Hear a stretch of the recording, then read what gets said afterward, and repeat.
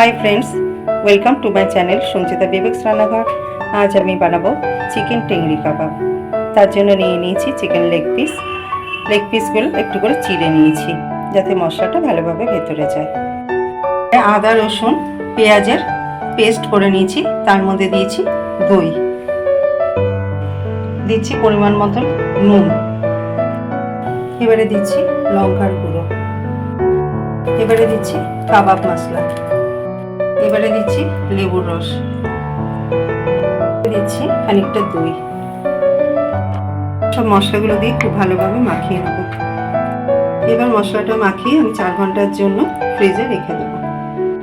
চিকেনটা খুব ভালোভাবে ম্যারিনেট করে নিলাম, এবারে ফ্রিজে রেখে দেবো। 4 ঘন্টা পরে ফ্রিজ থেকে চিকেনটা বার করে নিয়েছি। এবার এটা শিকের মধ্যে লাগাবো। ঠিক এইভাবে শিকের মধ্যে গেঁথে নেব। চিকেন লেগগুলোকে ঠিক এইভাবে স্টিকের মধ্যে গেঁথে নিয়েছি।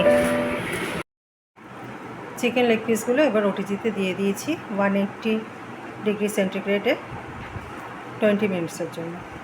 চিকেন টেংরি কাবাব একদম তৈরি।